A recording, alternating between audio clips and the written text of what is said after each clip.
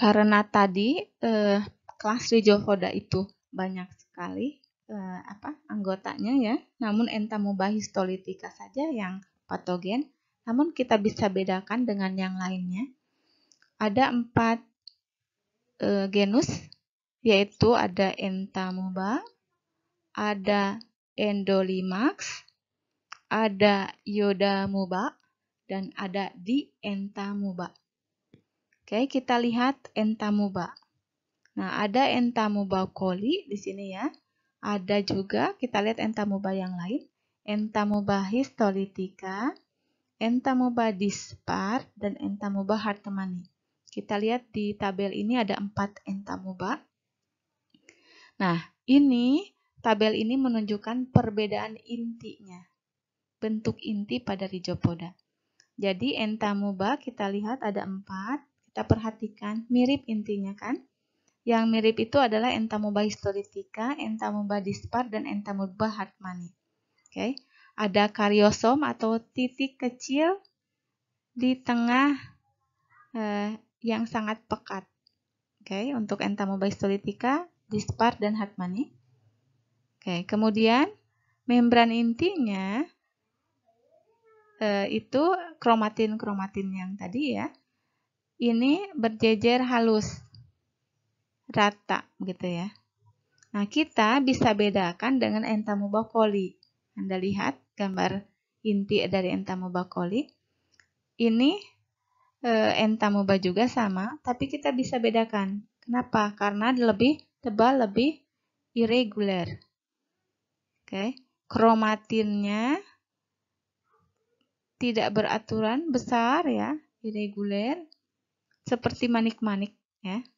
Tapi kalau yang Entamoeba histolytica itu halus, reguler ya. Tapi Entamoeba coli besar-besar, irregular, seperti manik-manik. Kemudian kita lihat karyosomnya atau inti atau titik yang di tengah inti itu ya, itu tidak sentris atau eksentris namanya, tidak di tengah. Kalau Entamoeba histolytica dia sentral, sentris di tengah. Tapi kalau Entamoeba coli di pinggir, agak pinggir.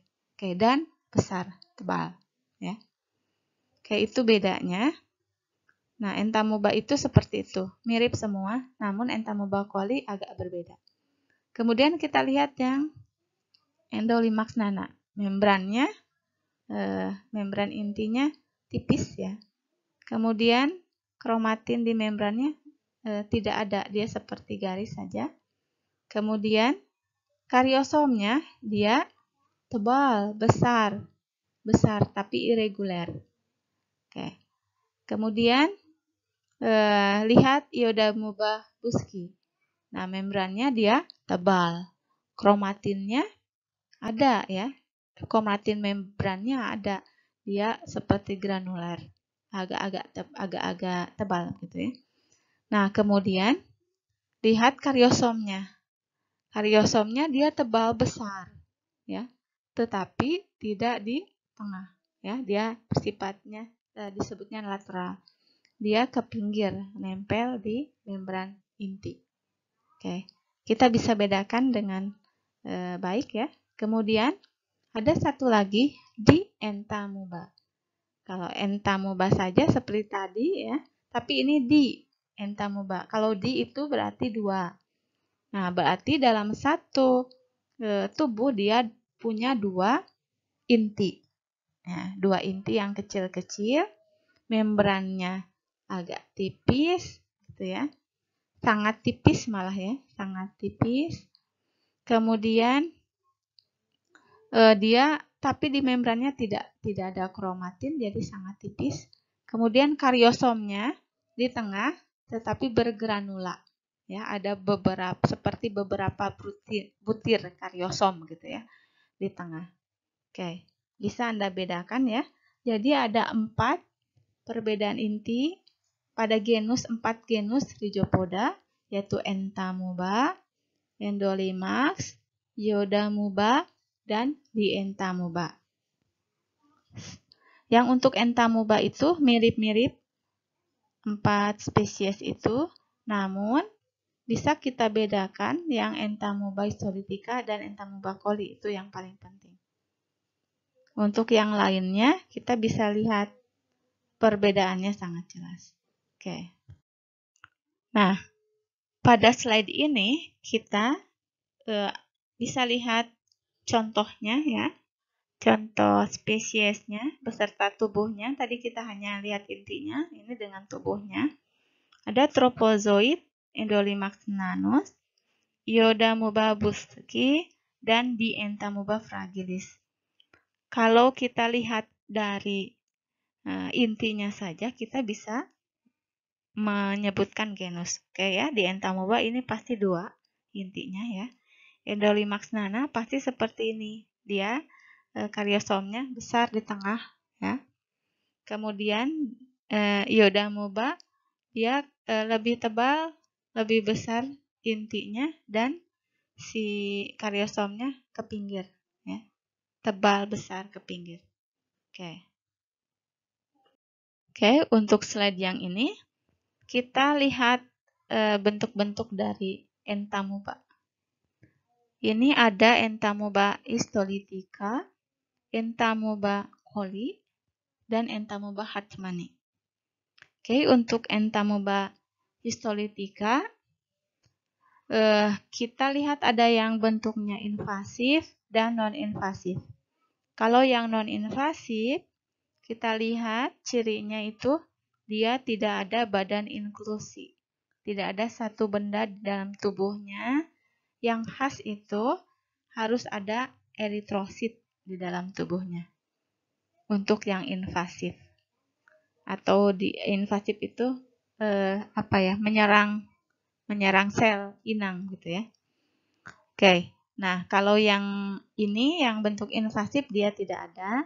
Tapi kalau yang invasif dia sudah mencerna, dia sudah memakan eritrosit.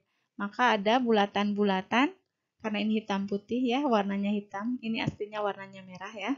Nah, ini adalah eritrosit yang dimakan atau dicerna oleh Entamoeba histolytica. Oke, nah untuk Entamoeba yang lain, yang hartmanni ini ukurannya lebih kecil dan dia tidak invasif, dia tidak patogen, jadi dia tidak bisa makan darah. Kayak yang sebelah kanan bawah ya, lebih kecil juga ukurannya. Nah, kemudian Entamoeba coli. Ini mirip Entamoeba histolytica, namun dia tidak invasif karena dia tidak patogen. Jadi tidak pernah ada eritrosit di dalam tubuhnya. Nah, di dalam tubuhnya ini ada benda-benda inklusi, tetapi bukan eritrosit. Ini mungkin bakteri, ada yeast, ada debris sel, gitu ya. Nah, dari Entamoeba ini kita bisa bedakan dari bentuk pseudopodianya. Kalau Entamoeba histolytica dia biasanya satu arah ya. Untuk Entamoeba coli dia banyak arah pseudopodianya. Kemudian kita lihat dari tadi dari intinya, gitu ya.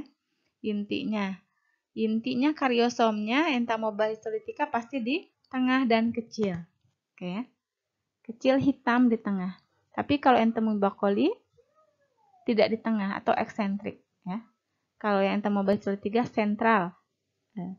Entamoeba histolytica sentrik atau sentral di tengah ya. Kalau Entamoeba coli eksentrik atau di pinggir. Kemudian kromatin pada membran intinya Entamoeba coli seperti manik-manik lebih tebal dan lebih hitam. Oke.